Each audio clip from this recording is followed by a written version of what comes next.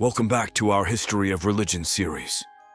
Today we will continue talking about Islam and delving deeper into the most controversial points of the second largest religion in the world. In the first episode, we took a closer look at the period of Prophet Muhammad's life, the mysterious events surrounding his death and their consequences. If you haven't watched it yet, I highly recommend you to do this before proceeding to this video, in order for you to have a deeper understanding of all aspects of the main topic of our research. As I mentioned in the end of the previous video, the death of Caliph Umar and the following Uthman's coming to caliphate marks the period of such tremendous alterations in the Islamic religion of those days that it can literally be called the end of it. Now this might seem like a harsh introduction, but you'll understand why shortly. We are now entering a less murky part of history, but unfortunately it contains much more painful aspects for Islam. Let me introduce you to Marwan. He is the nephew of Uthman and has always been an enemy of the Prophet. He belongs to the Umayyad ibn Absham's lineage.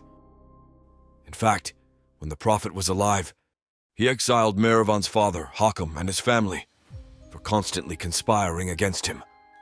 Throughout history, he fought and argued with members of the Umayyad family. Perhaps the only person from this family who was a friend of the Prophet was Caliph Uthman, but even he made a significant mistake. Immediately after becoming Caliph, Uthman lifted the exile order against the Umayyad family and appointed many members of this family, including Marwan, as governors in major cities within the Islamic territories. Over the years, complaints about Marwan and the Umayyad family grew among the people, accusing them of embezzling state funds, nepotism, and acting unjustly. People were also furious at Uthman for handing over the administration to the Umayyad family, whom the Prophet had disliked. But Uthman's actions didn't stop there. He also appointed members of this lineage to the leadership of the Islamic army. Although these events troubled Ali, he remained silent. However, the situation changed with the rebellion in Egypt. While Ali was on his way to suppress the rebellion at Uthman's request, he encountered Uthman's messenger and read Uthman's letter. The letter contained orders to kill all the separatists who had come to negotiate to end the rebellion.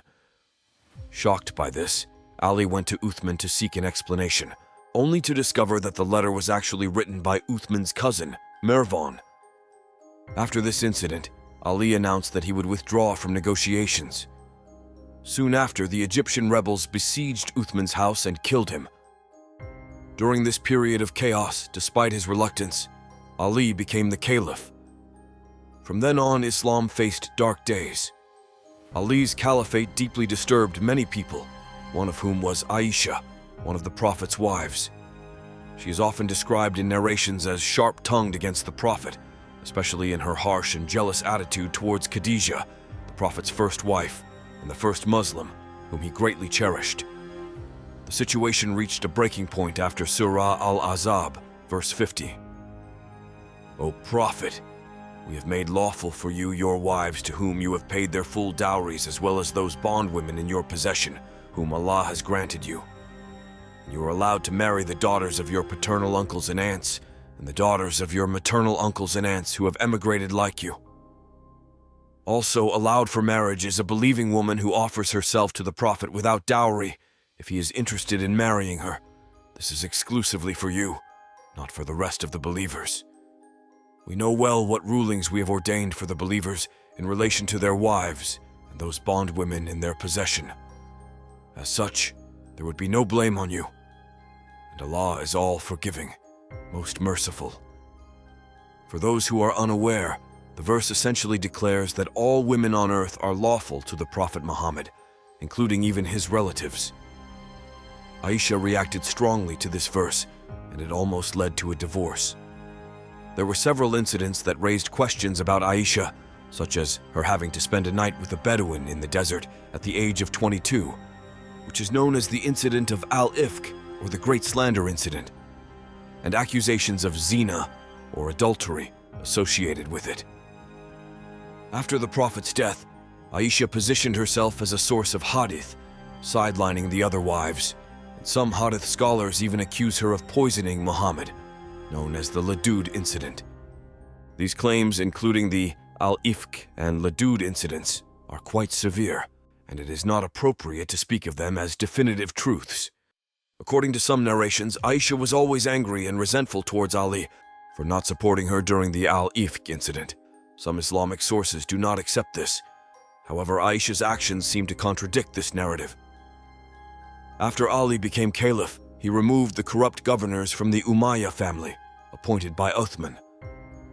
Naturally, this displeased the Umayyad family and the sons of the Umayyads. Consequently, the Umayyads sent letters to the Prophet's companions, or Sahabi, Talha and Zubair, encouraging them to rebel and supporting them in their efforts. As part of this plan, these two Sahabis approached Aisha to gain her support against Ali and to incite the people of Basra to rebel and lead the uprising. Aisha agreed, leading the rebellious group and rallying the people of Basra to her side. They raised an army and struck against Ali. During the Battle of the Camel, Ali managed to suppress the rebellious forces led by Aisha. Ali recited the verses 32 and 33 from Surah Al-Ahzab to the captured Aisha, addressing her actions and thus reminding Aisha of her deviation from the religion and exiling her. However, the damage had already been made. The Prophet's teachings to avoid fighting among themselves and the Quranic injunctions to reconcile differences among believers had been forgotten. The seeds of discord among Muslims were sown under the leadership of the Prophet's own wife, and these conflicts were exacerbated by bloodshed. In the following years, while Ali's caliphate faced ongoing tensions with Muawiyah, an assassin attacked Ali from behind, severely wounding him. Ali died from these wounds at the age of 63. Immediately after Ali's death, Muawiyah launched a war against Hassan, the Prophet's grandson, and ultimately managed to sway Hassan's wife to poison him. Following this, Muawiyah declared himself caliph and began to transform Islam according to his own perspective. For instance, whereas earlier caliphs, Ali, Umar, and Abu Bakr, were described as the caliphs of Allah's messenger, Uthman and Muawiyah preferred to refer to themselves as the caliphs of Allah. Let me give you some more background about Muawiyah. Muawiyah, who was the son of Abu Sufyan, one of the greatest enemies of Muhammad and Islam, eventually declared himself a leader. Some sources claim that Abu Sufyan became a good Muslim later in life, but Shia Muslims vehemently oppose this, arguing that he only appeared to convert in order to avoid death and take revenge. This perspective seems more plausible given the outcomes. During Muawiyah's reign, the concept of collecting hadiths emerged, and this process accelerated with the rise of Marwan during the reign of Muawiyah's son, Yazid. Here is an example of a hadith from that period.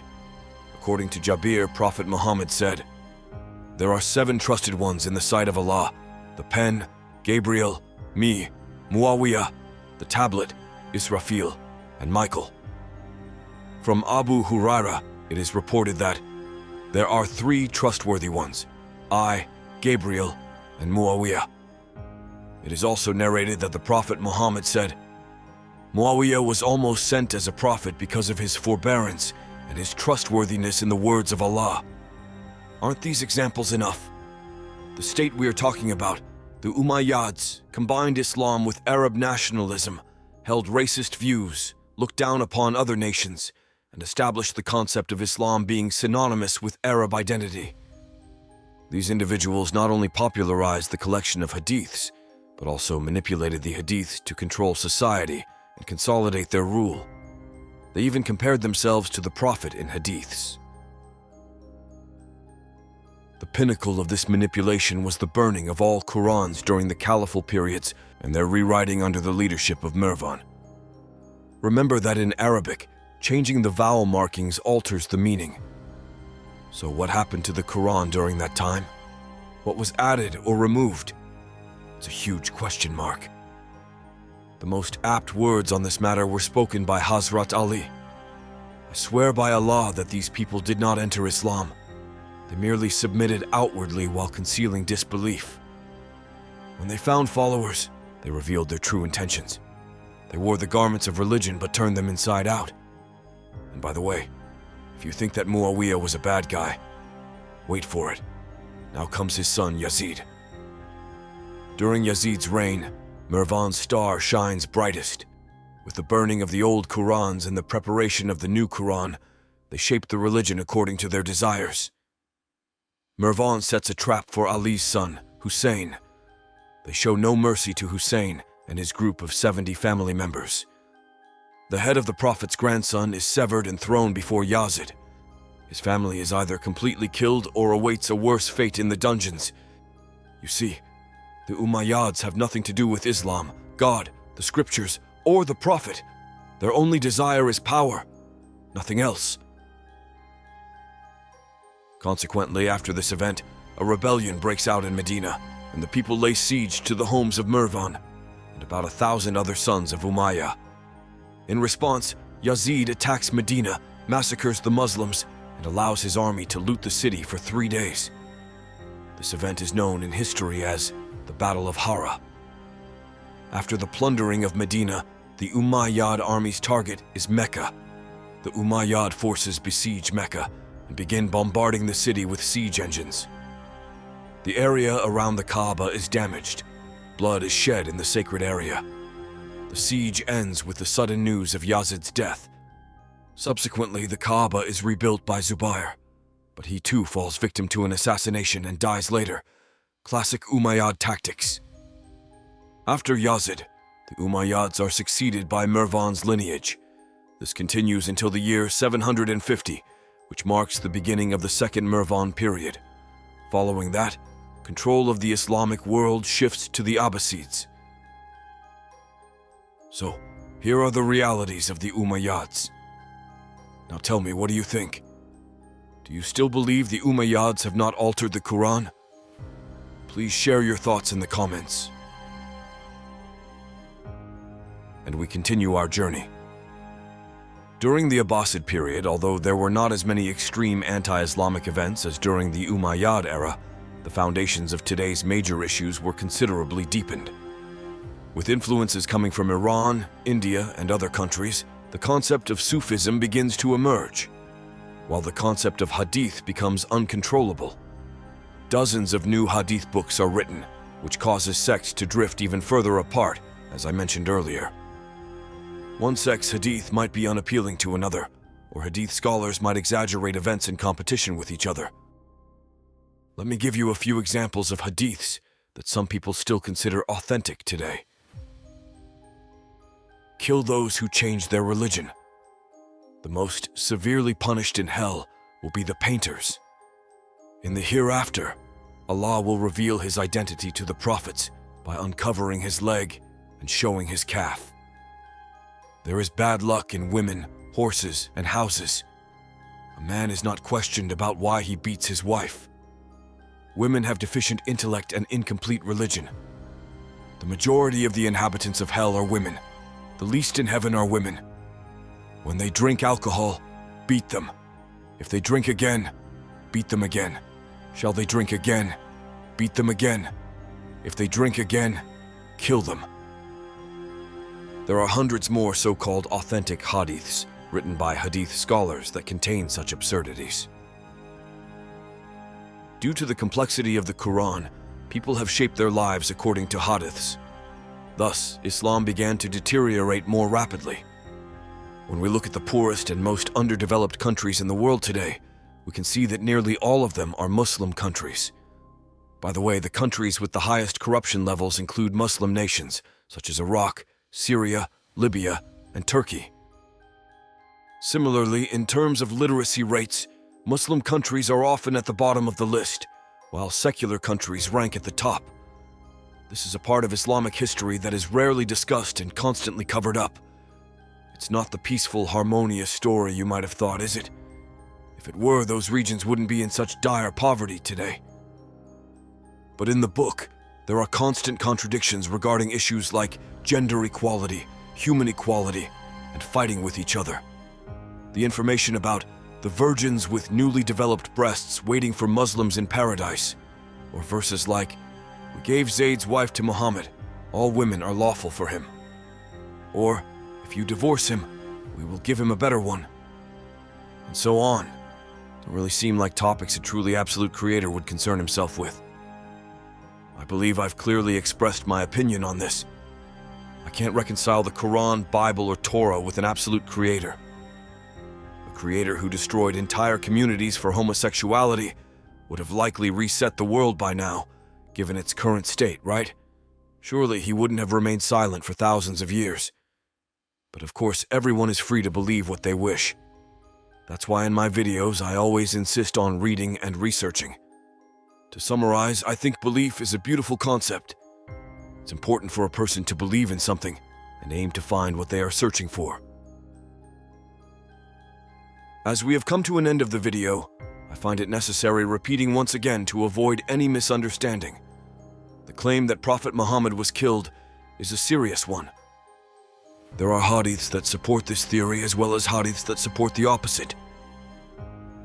While there are harsh claims about Abu Bakr and Umar, there are also softer ones. Don't forget that these issues are ambiguous. I don't say that it definitely happened this way, because the sources are indeed scarce. But as for Uthman and the subsequent events, I can't make the same statement, because there are plenty of sources and the events are clearly historical. I'm Ethan Godfrey, and every week I upload a new video for you, where I share the untold facts that modern history is trying to hide. To support my channel, please hit the subscribe button. Join me, and let's uncover the truth together.